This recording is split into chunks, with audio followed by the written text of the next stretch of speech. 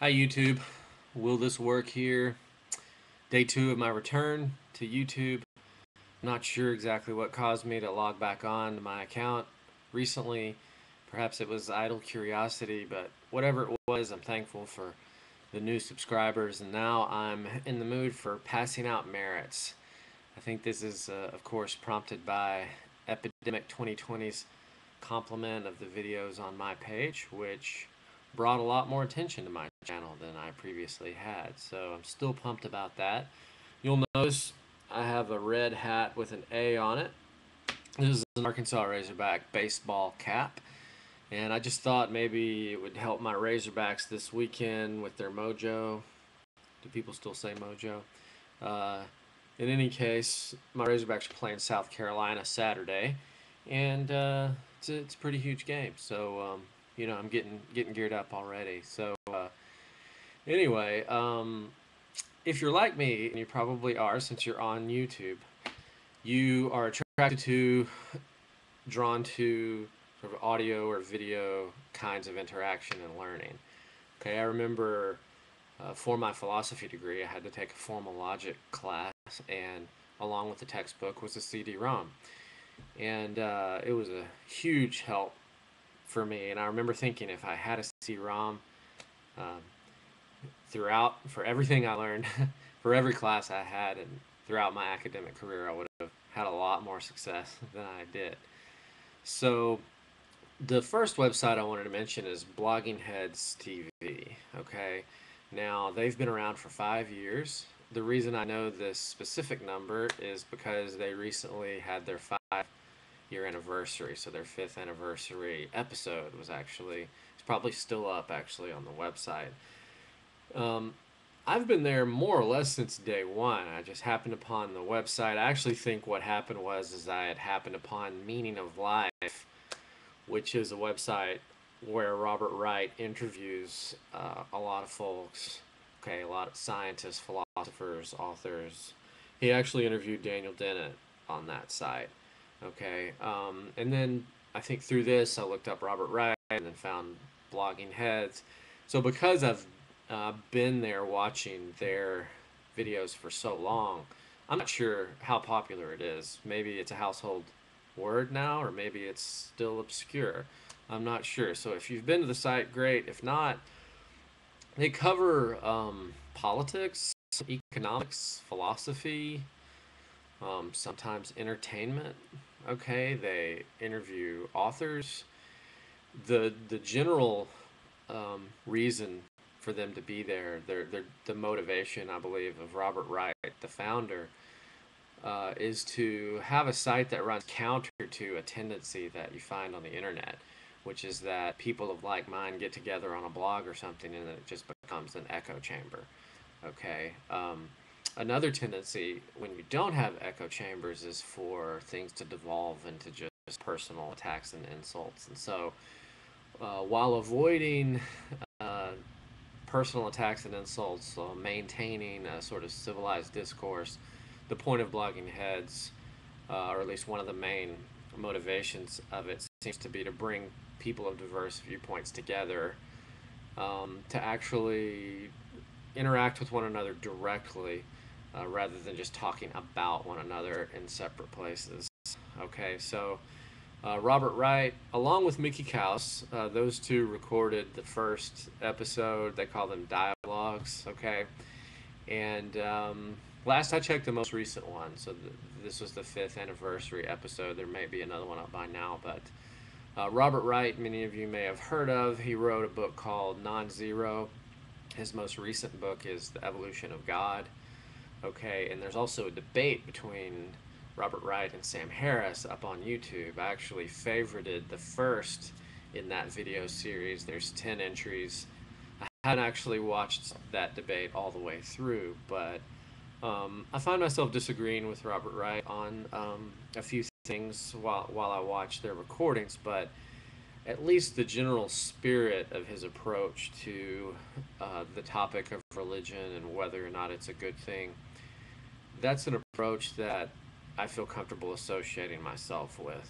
Okay, so if you watch, I have watched the early portions of this debate. I saw Robert Wright's introduction, and so it's going to get pretty specific. And so far, we've talked actually about meta ethics, and I'm not sure exactly what Robert Wright's views on that topic are, although they have had several dialogues with philosophers discussing meta ethics on Blogging Heads, which has been very good. Those have been very good episodes.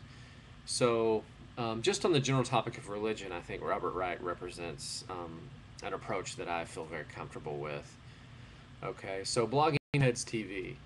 Another website, which is actually just a few months old, is Philosophy TV. So, of course, with that kind of name, you can imagine they only cover philosophy. And if you're a layperson interested in philosophy, some of these episodes may seem a little narrow. I think that might be the virtue and the vice of this website. For some of us who are sort of have at least been through periods where we've been avid about philosophy, some of the internet resources seem maybe a bit shallow. Philosophy Bites and Philosophy Talk are two audio sources that are very good, very interesting, sometimes enlightening, but most of the time, I think the resources on the internet. There are several good YouTube channels, by the way, which I haven't planned on plugging here. I subscribe to many of them, but anyway, several good sources on YouTube. But I'm kind of going extra YouTube here in this entry. So, Philosophy Bites is they issue like 15-minute recordings. Philosophy Talk, there's a couple of hosts there. Well, there's also a couple of hosts on Philosophy Bites, but they, I believe, are on the local public channel in San Francisco, I believe. And the topics are interesting. They last about an hour. Okay, so both of these websites, though, can leave you feeling like you didn't learn anything more than you knew before the episode. Okay, so maybe it just gave you a good summary or something. Whereas Philosophy TV actually sort of gets into the meat of these topics. So that's the virtue. The vice is that even if you're interested in philosophy and you have experience with philosophy, philosophy is highly specialized nowadays, and so the command of jargon that you have to sort of access a topic um, can be a pretty high barrier between you and sort of accessing the topic. So I'm not sure how accessible most of their videos are. There was an episode with Peter Singer, a famous ethicist. I think that episode was pretty accessible. Other than that, there was an episode between John Dupree and Alex Rosenberg discussing, to put it succinctly, philosophy of science that I thought was fascinating. Okay, so those are two really good video blog sources on the internet. I've given you a couple of audio sources. Econ Talk is actually a wonderful source if you're interested in economics. Those episodes normally last about an hour, if I'm not mistaken. Okay, and I've given the titles to these sites so you can just Google them and hunt them down. I really love these kinds of sources because the barrier between yourself and information can be high sometimes when reading a book or a text. Okay, so and maybe this is just a matter of temperament. Maybe those of us who are on YouTube already are people who are more geared to this kind of learning. Books are awesome, but what I'm focused on right now in this post or entry is video blogs. So if you are aware of any that I haven't mentioned that are free, which is kind of important to me, post them in the comments, okay? That would be much appreciated. All right, so let's see. I've given my plug to the Razorbacks. This is my morning coffee. No, I'm kidding.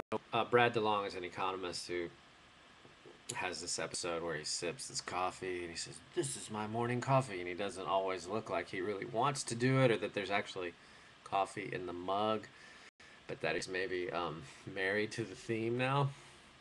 If you want to know the truth, this is my afternoon apple juice. Okay, run along.